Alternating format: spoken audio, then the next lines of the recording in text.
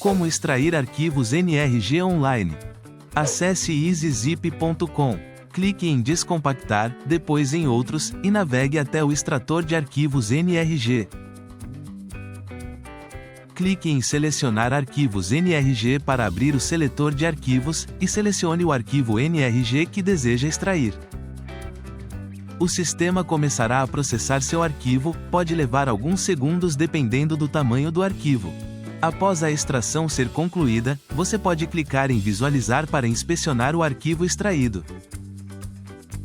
Clique em Salvar para salvar o conteúdo extraído na pasta selecionada. É assim tão fácil. Espero que isso ajude. Por favor, clique no logo e se inscreva, significaria muito para nós.